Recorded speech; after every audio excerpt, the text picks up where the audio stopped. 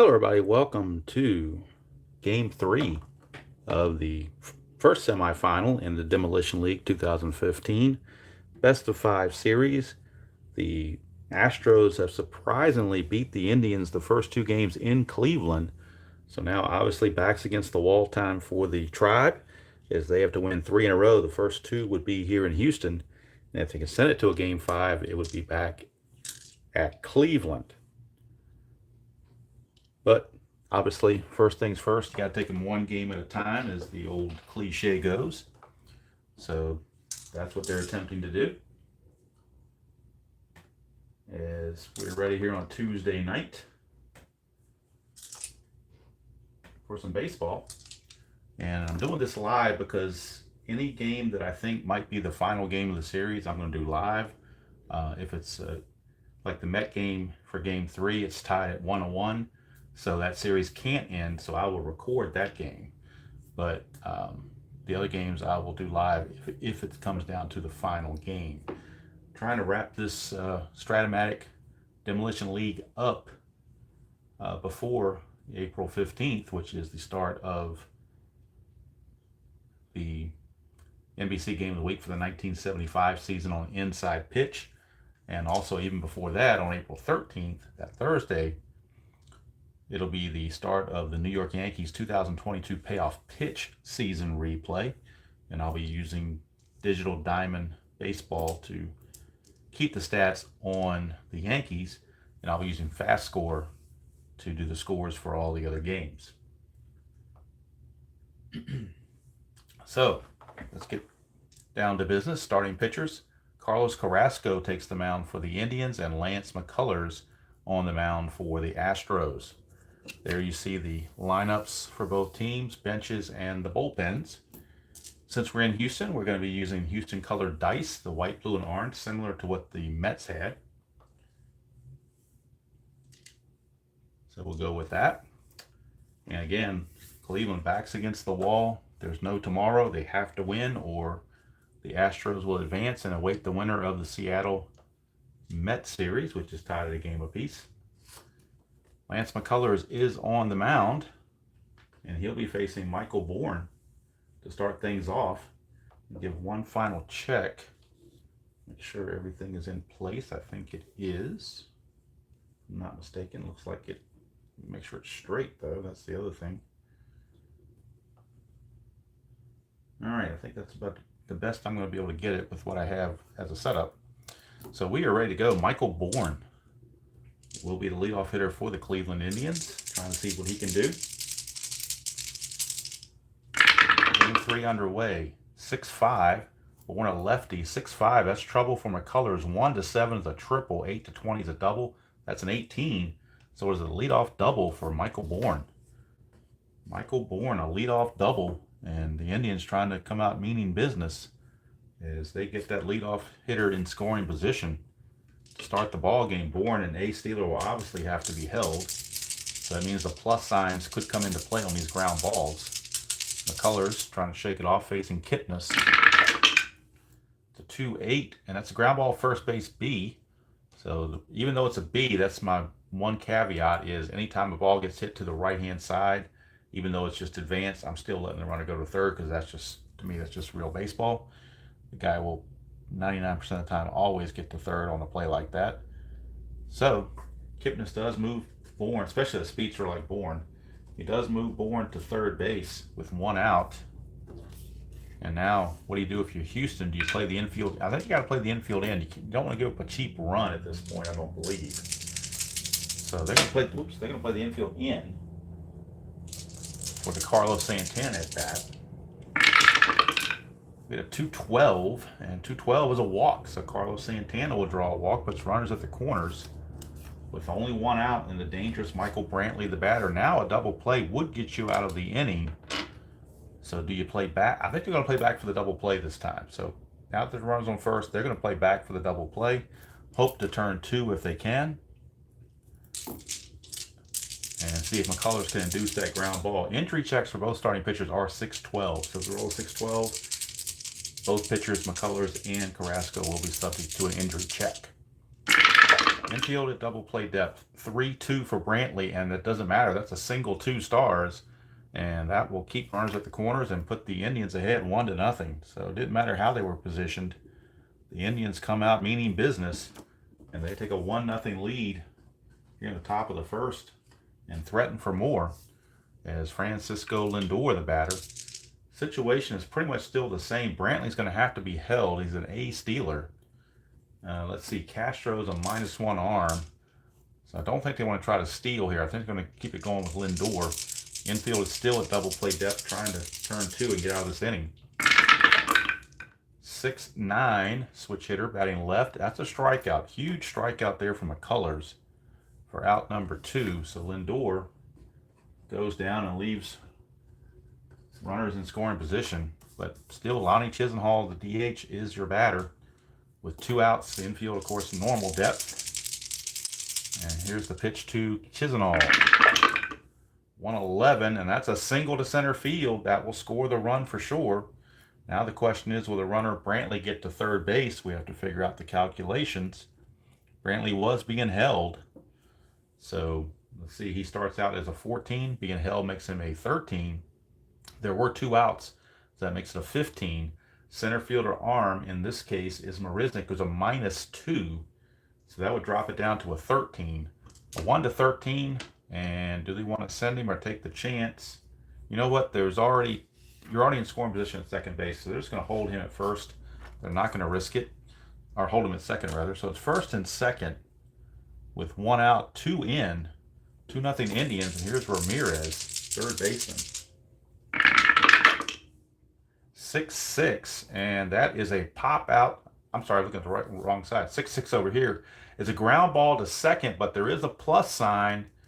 And let's see, were they holding the runner Brantley on? They certainly were. So that means that's going to get through for a base hit. Turns into a single star. And that's going to be another RBI. This one from Ramirez. It is now 3-0 Cleveland as they have just come out to take charge. They jump all over McCullers 3-0. And now the Houston bullpen has got activity here in the first inning. So Ramirez comes through with the big hit because they were holding the runner. That plus sign got them. That's the danger in advance. If you get that plus sign and the runners are being held, gets through for a hit. So here's Roberto Perez. This is his first action. Gomes caught the first 2 games. Perez now catching this game. We got a 5-10 and a 5-10 is a ground ball shortstop X. That is the shortstop. In this case, Correa, he's a 2. 2 and a 13 is probably an error check. Let's take a look here. 2 and a 13 for a shortstop. Actually, no. Only 8-12 is an error check. 13 is a ground ball B, which is good enough to get out of the inning, but damage done. 3 runs for the Cleveland Indians here in the top of the first, and they have given Carlos Carrasco a nice chunk of lead to work with at 3-0, as Cleveland sends 8 to the plate in the top of the first, and kind of doing a Nuke LaLoosh, announcing their presence with authority. And now we go to the bottom of the first. Astros going to try to regroup. Jose Altuve will lead it off against Mr. Carrasco. 111, and that's a leadoff single for Altuve. So here come the Astros. Leadoff single, and Altuve is a double-A stealer, down 3-0, makes no difference. They're going to play their game. Catcher is Perez, a -1. So a double-A stealer. Double-A stealer starts as a 17. Being held, it makes him a 15. -1's a 14. 1-14, they're going to send Altuve. They need to be aggressive. And he's in there, 13, stolen base. So kind of maybe using some reverse psychology, but the time to run is when you're behind a little bit. You need a boost. So Altuve trying to spark something. Single and a stolen base, and here's George Springer.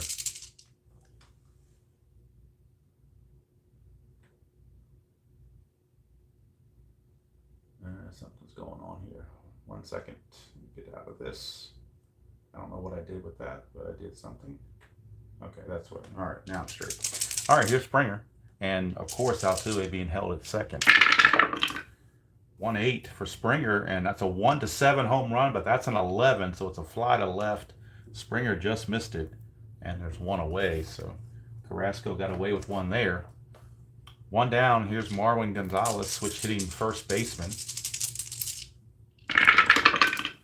2-4, and that's a ground ball back to the pitcher, and that's going to freeze the runner, Altuve, and keep him at second base. So 2 down as Carrasco tries to pitch out of the mess and maintain that 3-0 lead. Here's Carlos Correa. 1-2 for Correa. It's a low max, so even if there had there been less than 2 outs, it would have been a double play, but there were already 2 outs, so simply it's just a liner to Ramirez for an easy 3rd out, and that single and stolen base by Altuve comes to naught. At the end of 1, Cleveland 3, Houston 0, as Cleveland's trying to make sure it goes to a 4th game at least. So Ryan Rayburn, the number 9 hitter, is up. Right fielder. McCullers, that's a 2-9, and that's going to be a strikeout. So McCullers trying to regroup from his horrid first inning. And that'll bring up Michael Bourne.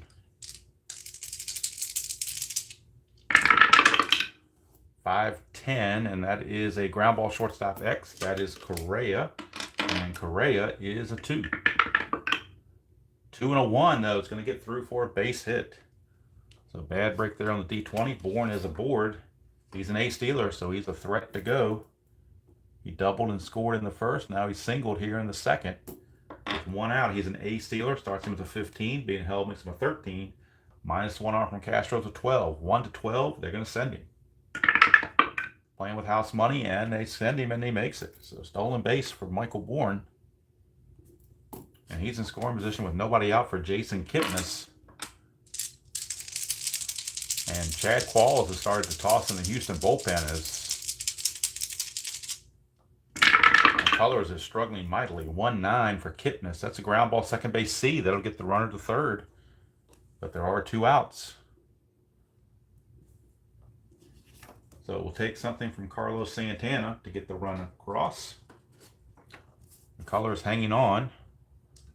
Trying to not get pulled in this game.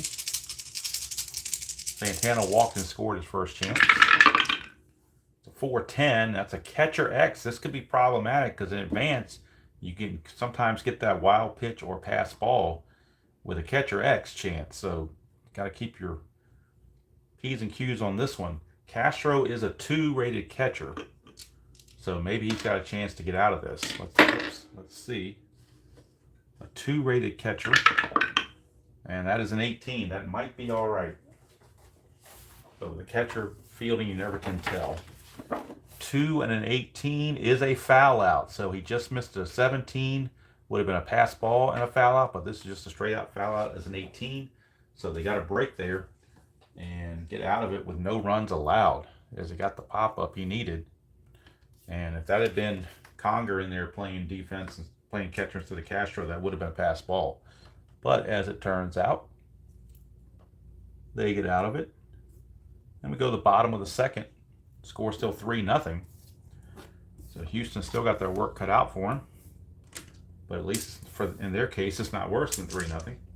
Coming up for the Stros, it'll be Luis Valbuena, third baseman, to lead it off. That's a 4-8, and that is a leadoff walk. So leadoff walk by Valbuena. One leadoff man is on. He will not be held as an E stealer. And that's going to bring up the designated hitter, Evan Gattis. 1-7 for Gattis. That's a strikeout. 1 away. Carrasco comes back to strike out Gattis. 1 down for a very young Preston Tucker.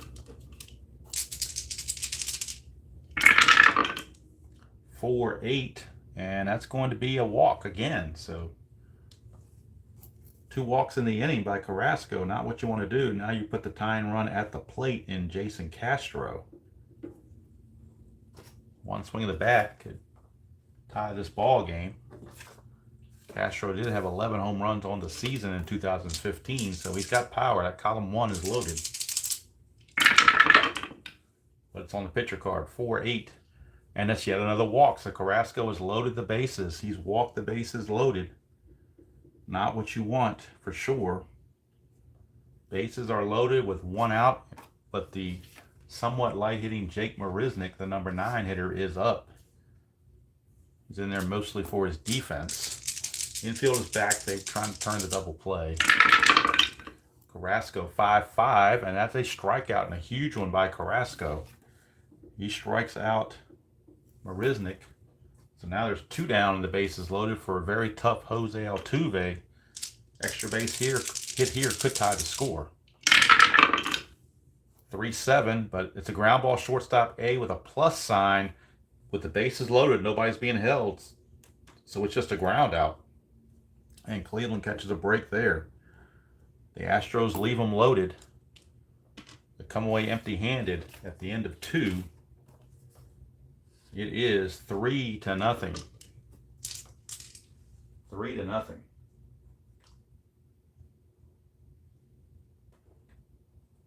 One moment. Wish everybody a happy Tuesday. If I can get it in here correctly. There we go. All right. Hope everybody had a good day today. I did. Hope everybody else did as well. Beautiful weather here in the Mid-Atlantic. It's low 80s today and sunny. Let's see here. Brantley is going to be your leadoff hitter. Brantley is first time up, singled and scored. 4-5, and that's going to be a strikeout. McCullers will get him. So McCullers gets the strikeout of Brantley. Good way for him to start the inning. And it's going to bring up Francisco Lindor.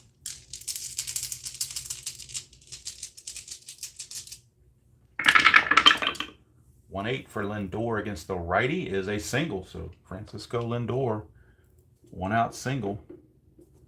He's a B stealer. He will be held. He's not going to try anything, but he will be held. And that's going to bring up the designated hitter, Lonnie Chisenhall. Infield is at double play depth, but since he's being held at first, those plus signs come into play.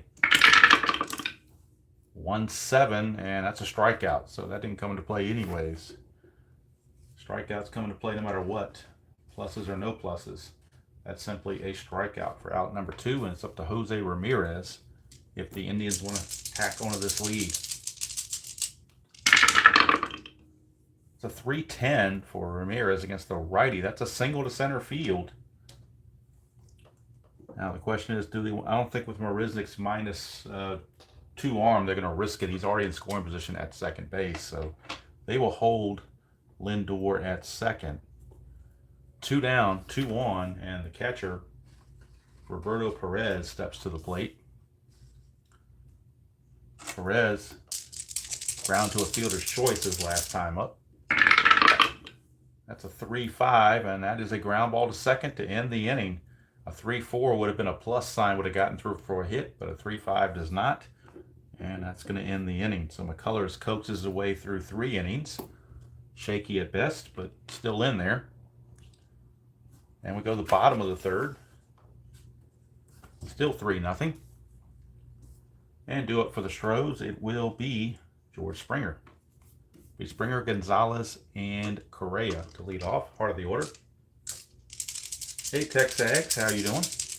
Good to see you on a Tuesday. Hope you enjoyed RJL's inside pitch game a little bit earlier. 6-4 against a righty for Carrasco's ground ball third base X. That's Jose Ramirez, and he's a 2. I'm sorry, at third base he's a 3. 3-18 is a good play though. So nice play by Ramirez to retire Springer, 1 away.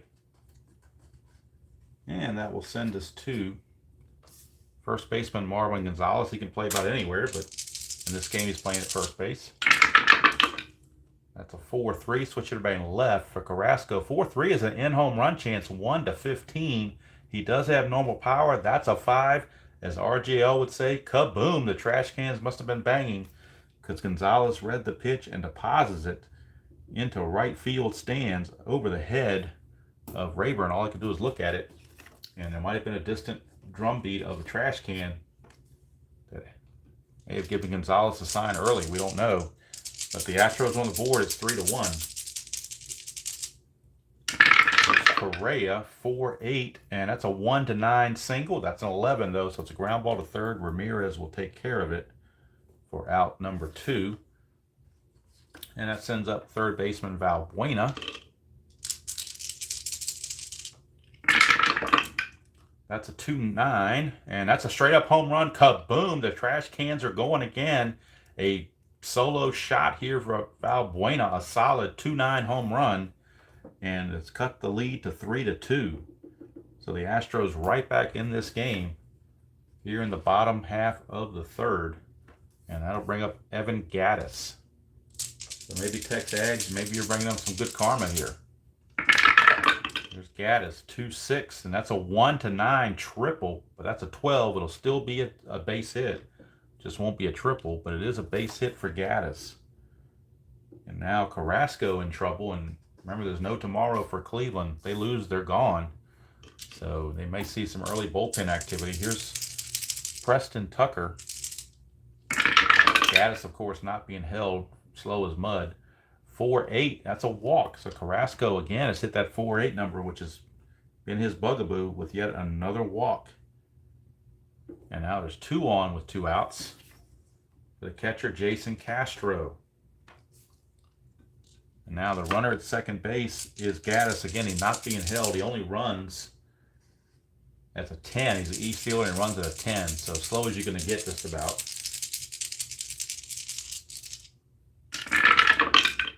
1-6 for Castro is a 1-4 double, but that's a 5. He missed it by 1. It's a fly to left, and that's going to end the inning. So how close was that? A 1-4 would have been a double to tie the game, but the 5 is just a fly out. But the Astros do pick up 2, and we go to the 4th with a 3-2 ball game. So both teams now seeing what they can do the rest of the way. 3-2 ball game. Cleveland will lead off with the number 9 hitter, Ryan Rayburn, against McCullers. Maybe McCullers will get some energy now that he's got some run support. We shall see. That's a 5-10, and against a right-hander, it's ground ball shortstop X. That is Correa. Correa is a 2. 2 and a 9. It's probably an error check. And it is. Correa's error rating is an E22 and a 6. E22 and a 6. And that is a 1 base error. E22 and a 6 is a 1 base error. E1. So we got an error on Correa. He boots it. So Rayburn reaches on the E6. He's not a threat to steal, so he will not be held. And here comes Bourne. He's 2 for 2. Single and a double and a stolen base and a run scored. He's an A bunter. You know what? They're going to bunt. He's an A bunter, becomes a B bunter with the corners in. He's going to try for the sacrifice. Oh, that's a 2. That could be trouble. Let's go to the chart for the advanced bunt chart. Advanced bunt chart on a 2 and a B.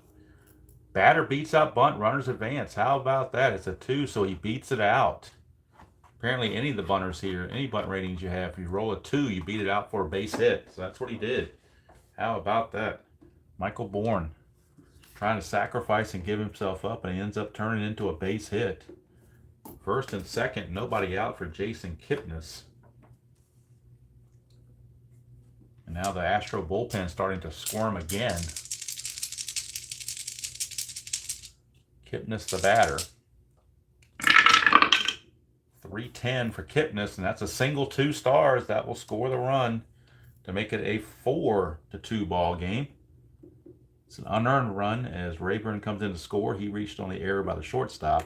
Bourne will motor to third, and now it's 4-2. And definitely looking at bullpen activity for the Astros. They do have left-hander down there, Oliver Perez. So Santana's going to come up to bat here. They're going to let McCullers face Santana, but then Brantley is next. So this is going to be the last batter for McCullers, most likely. Infield, let's see. The infield is... Boy, you play double play depth, or do you play in? They're going to play in. Hello, Joel. How you doing? The infield's going to play in. McCullers 4-6 against the switch hitter batting left is a 1-8 single. That's a 14 though. It's a liner to second, and that is out number 1. So a huge first out, even though it was hit hard. It's a huge out, and that's going to bring up Brantley. Now the question is, do you let McCullers pitch to Brantley, or do you go to the bullpen? Wow, tough call here. I think they're going to... I think I see the bullpen activity. I see the door opening, and that's going to be it for Lance McCullers. He is gone. He is gone, and they are going to Oliver Perez. He came over from the Diamondbacks in a trade mid-season, lefty reliever. So Perez is on. McCullers is only going to go 3 1/3, giving up 4 runs, 3 earned, but the 2 on base are his responsibility, with only 1 out. And Brantley, the batter, lefty on lefty matchup. Infield is, they're going to play double play depth this time. The double play gets them out of the inning. Perez 2-5 to Brantley against a lefty, but that's a solid double for Michael Brantley on the 2-5. Didn't matter if it was a righty or a lefty. It's a double to left. So we know 1 run's going to score. Let's check the other. Kipnis at first base. They're going to, with only 1 out, they're going to hold him at third base. So an RBI double for Brantley brings home a 2nd run. It is now 5-2. And Perez greeted rudely. That'll bring up Lindor.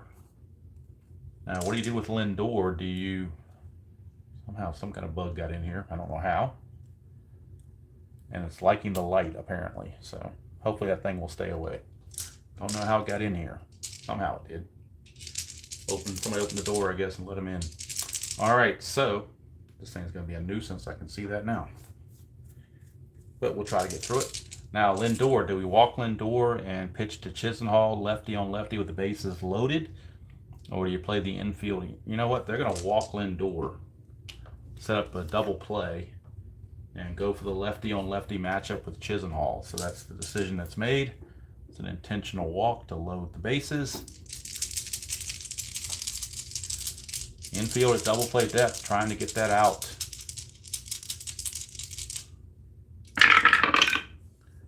(6-8) for Perez against the lefty, and that's a strikeout, a huge strikeout for Oliver Perez. So at least on the first batter, that strategy pays off. They're now 2 away for the switch hitting Jose Ramirez. Infield can go back to normal.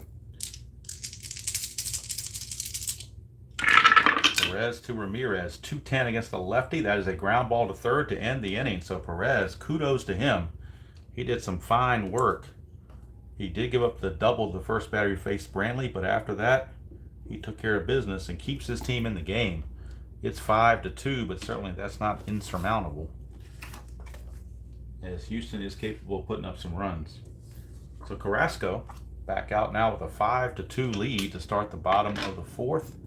And they will be facing Marisnick, bottom of the order. Lead things off. Jake Marisnick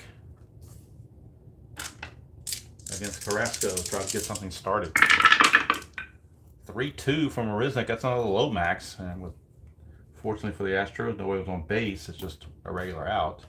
But he lines it to short, and Lindor right there. Back to the top of the order for Altuve. Altuve is 1 for 2. Single and stolen base in the first, grounded out to short in the second. 1-9, and that's a pop out to second, so 2 down. Carrasco trying to stabilize things. 2 out space is clear for George Springer. That's a 3-9 for Springer, struck him out. So Carrasco, a 1-2-3 shutdown inning. And at the end of 4, it is Cleveland 5 and Houston 2. Cleveland wins, there will be a game 4 right here back in Houston. If Houston wins, the series is over. All right, coming up for the Indians, it'll be Perez, Rayburn, and Bourne. And let's see, I think, do we have Oliver Perez continue, or do we go to the bullpen? Perez faced 4 batters. Gave up a double. You know what? They're gonna go to the righties because righties are coming up, so they are going to right-hander out of the bullpen, and that right-hander is actually going to be Josh Fields. So right-hander Josh Fields is in. Come in for the Astros, and he'll be facing Perez, Rayburn, and Bourne. So Roberto Perez is up. He's 0 for 2, 2 ground outs. 5-5, and that is a strikeout. So Fields comes in and strikes out Mr. Perez, 1 down. And that will bring up Ryan Rayburn, right fielder.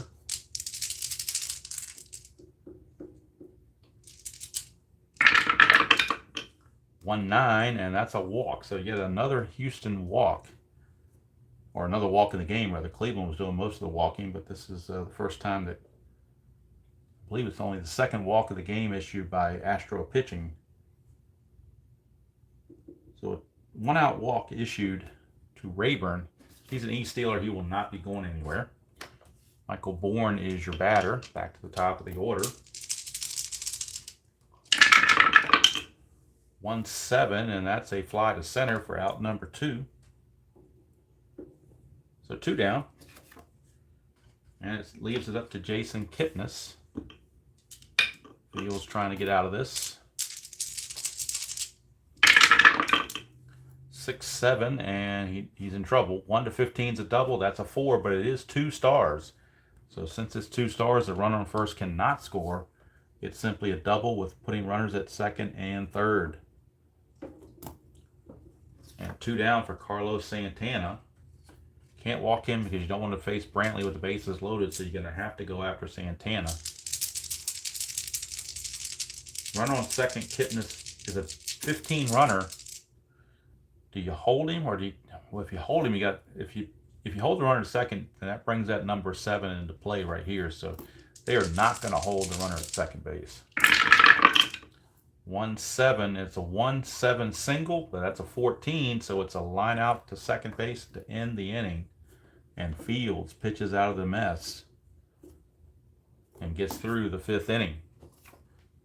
So we go to the bottom of the 5th with the score still 5-2 in favor of the Tribe.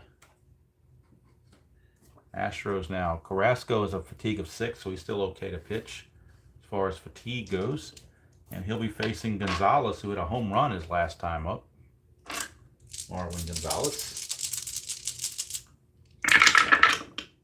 6-5, switch hitter batting left. Carrasco struck him out. So Gonzalez with the whiff.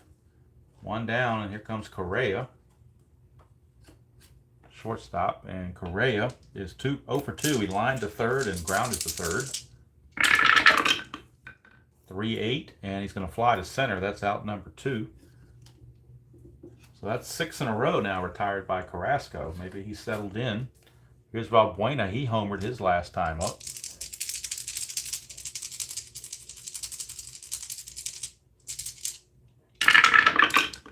2-5 for Valbuena. It's a 1-2, another chance at a home run, but that's a 7.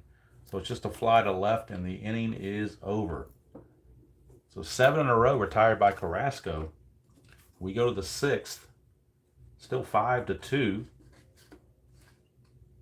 And now what do you do if you're Houston? I think they're going to go to their bullpen again. Will Houston. And they will turn to Pat Neshek, right-hander. Pat Neshek, due up for the Indians.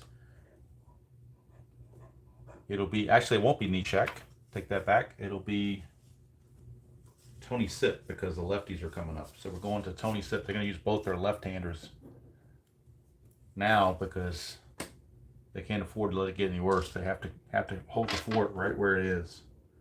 Neshek will be the next pitcher most likely that comes out, but right now they need lefties. It's Brantley, Lindor, and Chisenhall. 2 out of 3 are left-handed.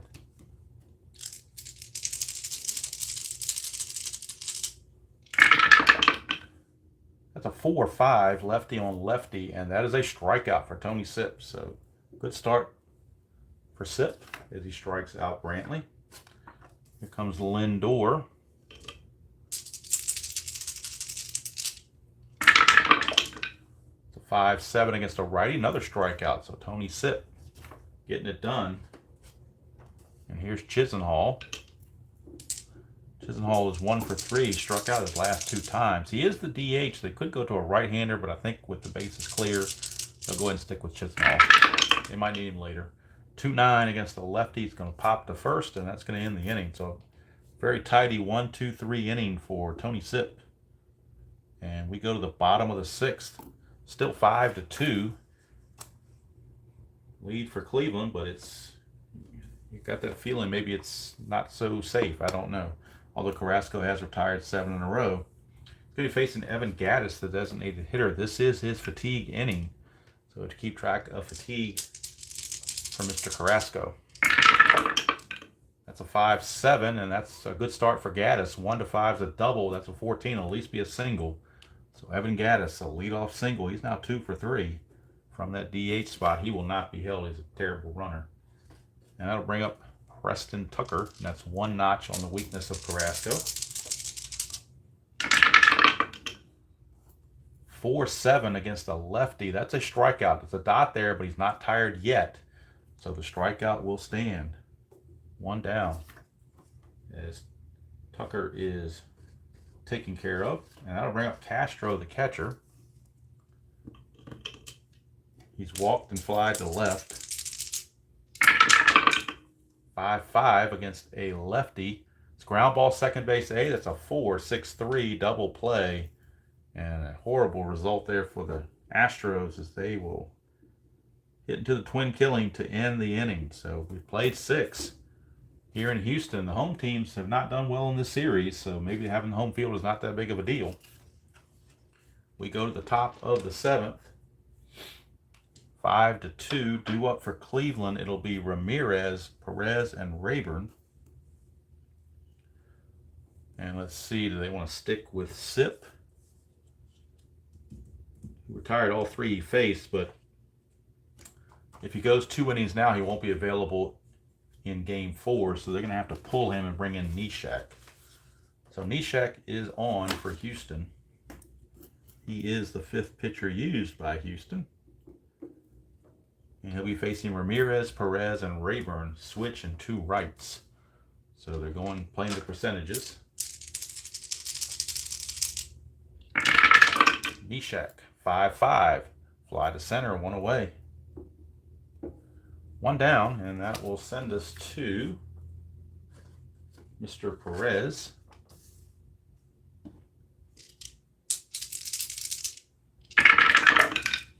1-9, and he strikes out. So Neshek retires for both he faces, the first 2 he faces rather. And Rayburn, he's going to stay in there because he's a decent fielder. So he's going to stay in the game. 6-6, and it's a strikeout. So Neshek, a 1-2-3 7th inning for Mr. Neshek. And this is like 1 inning each for these relievers. That's all for Neshek. He's going to go his 1 inning. That's it. So he will come out. And now we go to the bottom of the 7th inning stretch time. 5-2 the score. Carrasco's day is done for the Indians. So he gave him 6 innings. And that's all they're going to ask of him. And now coming up, it'll be Marisnick. But I think they're going to pinch hit for Marisnick. So we get a pinch hitter, Altuve, and Springer. The pinch hitter is going to be Colby Rasmus. So Colby Rasmus will come in and pinch hit. And it's going to lead off and take over in center field for Mr. Marisnick. So we're going to have Colby Rasmus, the new center fielder. And the new pitcher for Cleveland will be, here in the bottom of the 7th, they will go to Zach McAllister. So Zach McAllister is in. Carrasco went 6. He is in line to get the victory if Cleveland holds on and does not relinquish the lead. Right now we have the pinch hitter Rasmus leading things off. against Mr. Zach McAllister.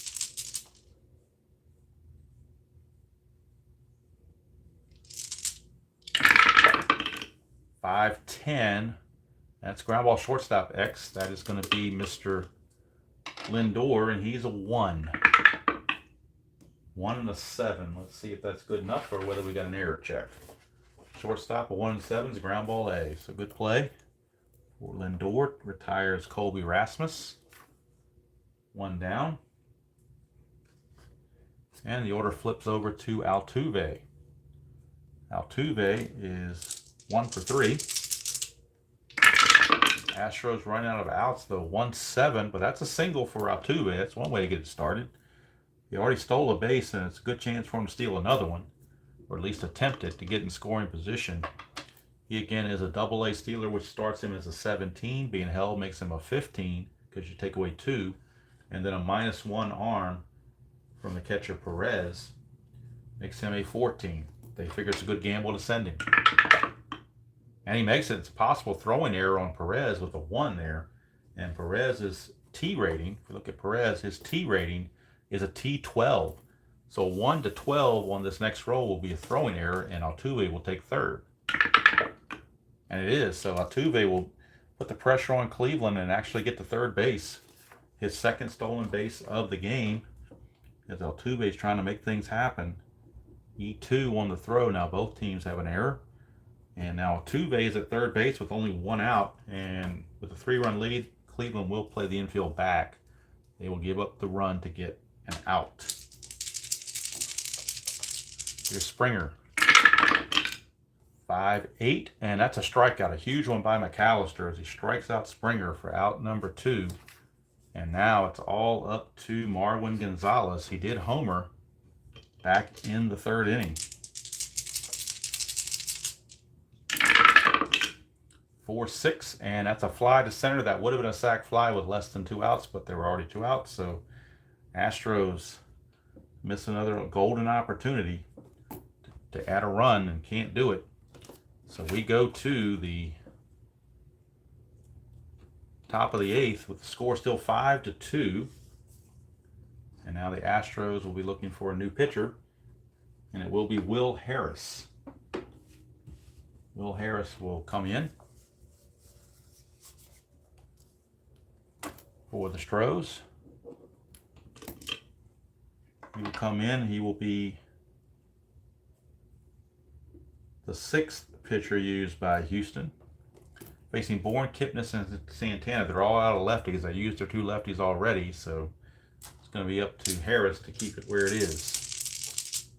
It's a 2-10 for Bourne. It's ground ball to second, 1 out. So the 8th inning is underway with an easy ground out, 1 down. And it's going to send us to Mr. Kipnis. Kipnis singled in the 5th. I'm sorry, singled in the 4th, doubled in the 5th. So 2 for 4.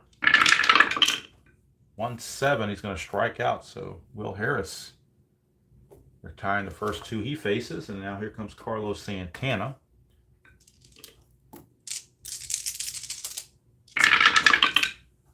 4-8. Switch hitter, 4-8's a strikeout. So Will Harris goes a 1-2-3 8th inning.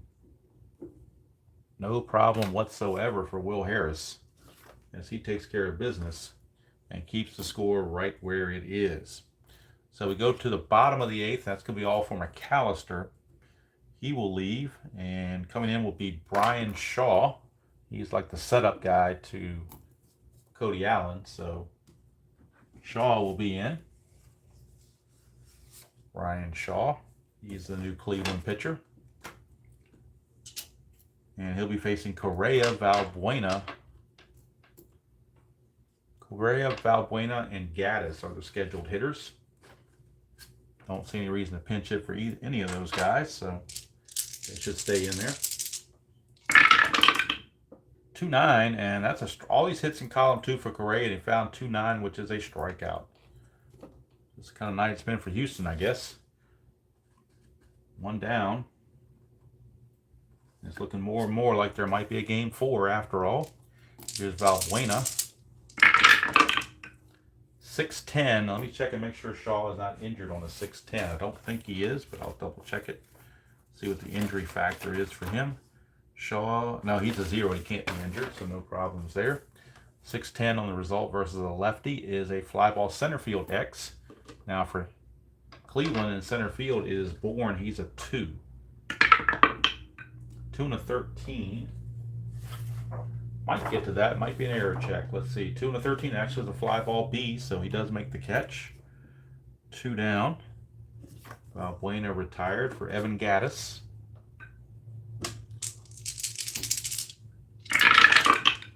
That's a 6'10" again, this time against the right-hander. That's a fly ball center field X again, same roll. Bourne is a 2 again. If I can get it to fall in there. There we go. 2 and a 9. Check and see what happens there. On a 2 and a 9, it goes with error check. Bourne is an E2.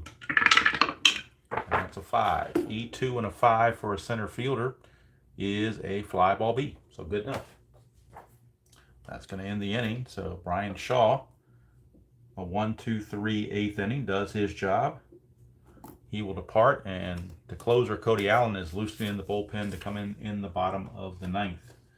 For the Astros, they will bring in Luke Gregerson. He was their closer, but I mean, at this point, you don't have a choice. There is no save situation. You're down by 3. You want to keep it that way. You don't want it to be any worse. He is the 7th pitcher used by Houston. And he'll be facing Brantley, Lindor, and Chisenhall. 2 out of 3 left-handers, but again, they don't have any more lefties in the pen. They just got to go with the best they have. Gregerson, 6'4" against a left-hander. Ground ball third base X. That is third baseman, Valbuena. He is a 3. 3 and a 2 is going to be a base hit, so it snuck it by him. Leadoff single for Brantley. He is an A stealer, and he may try to run because they are playing basically with house money.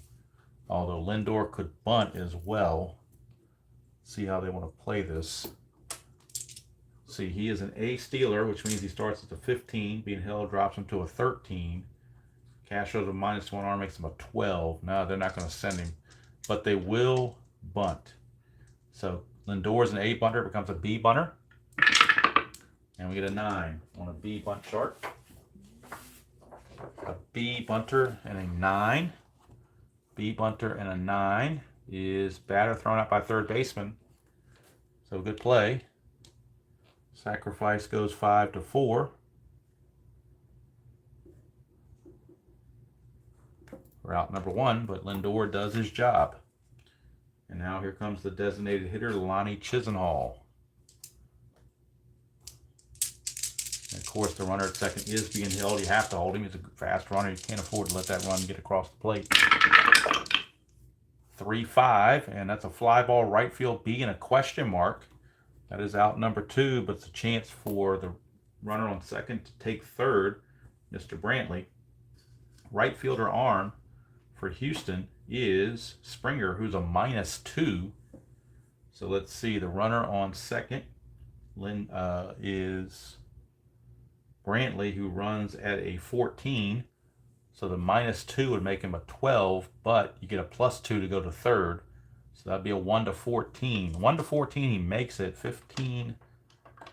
Let's see, I want to make sure I get that rule right in advance, because there's a difference between going home or going to third, I believe. But I want to double check it and make sure I get it right, or at least attempt to get it right without slowing the game down too much. Let me check this fly ball B thing just to make sure. Haven't had one of those in a while where it's a fly ball to right field and a B. So let's see what it says here. Yep, it's the run rating plus the outfielder's arm +2.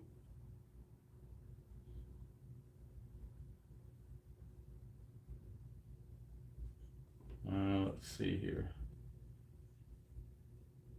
Actually, no, it says on a fly ball B to right field only, run on second. Oh, wait a minute, that's fly ball B question mark.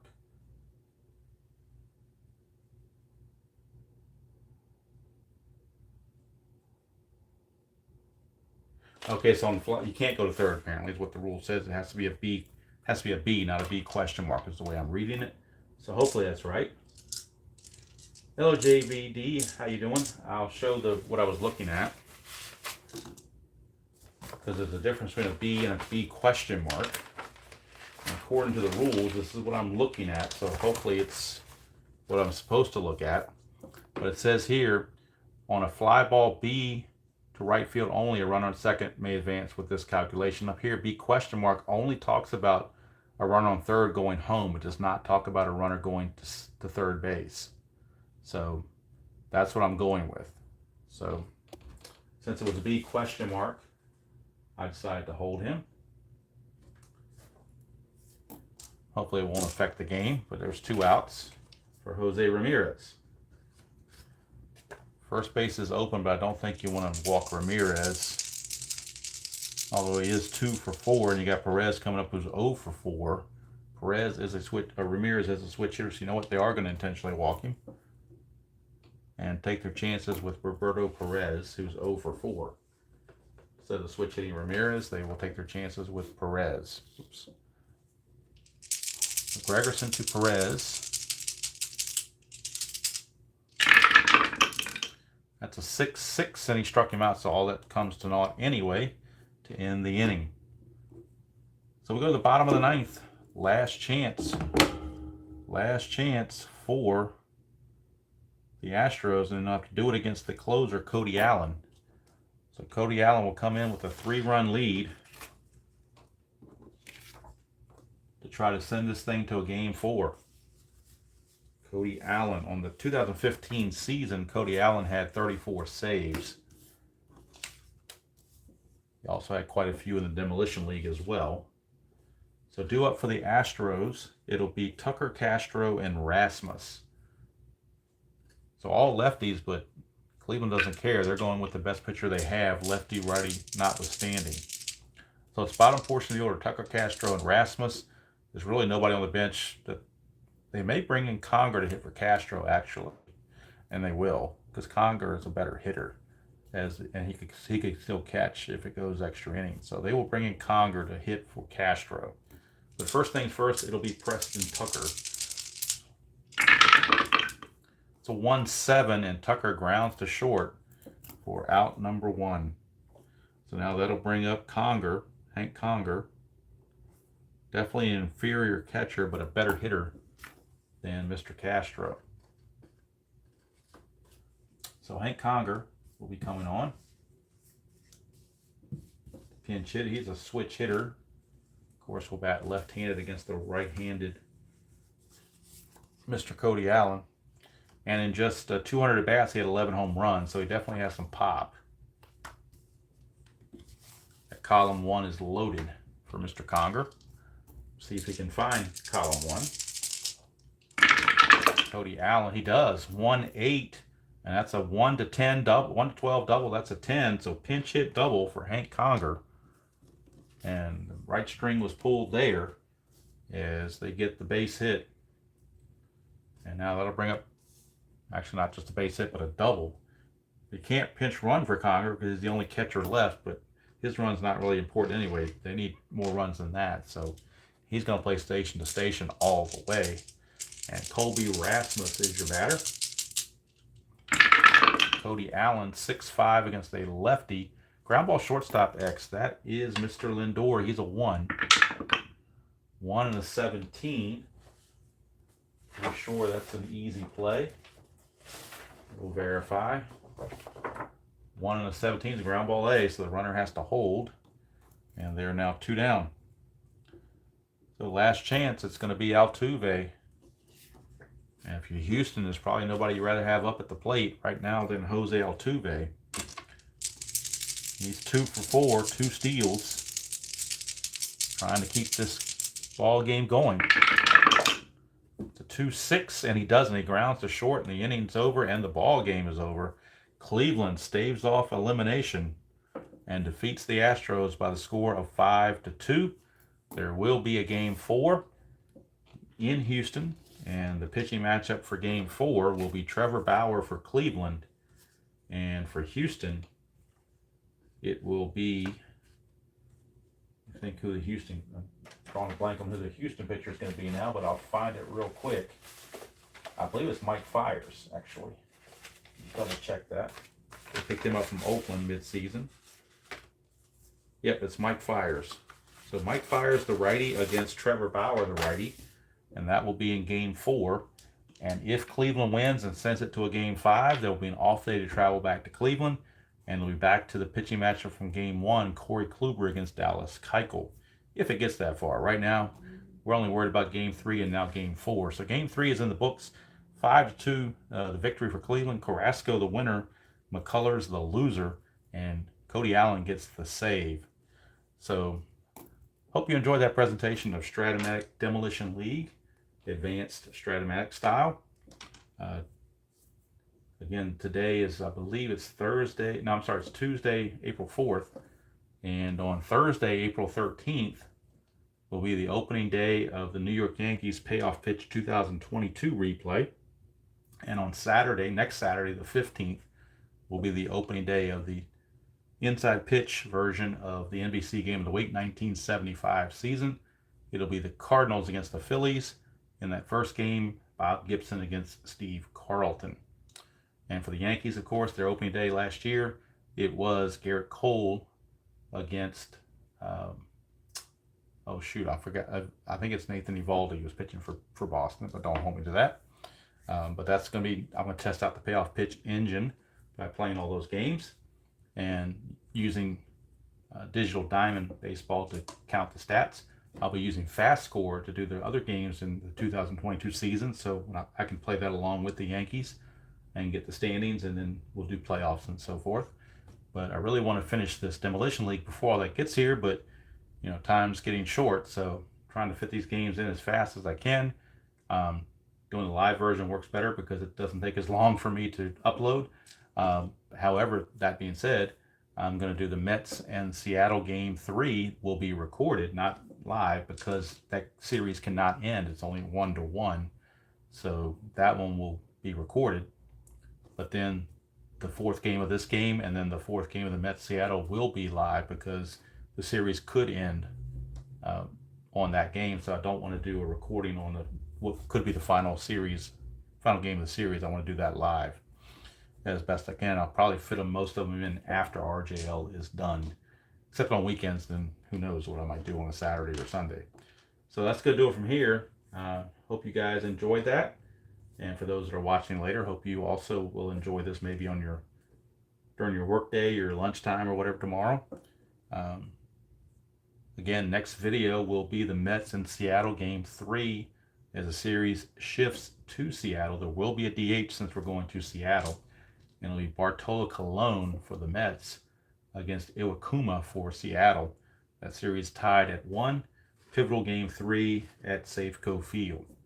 So until next time, enjoy playing whatever game you choose to play, however you choose to play it, and I will see you all down the road.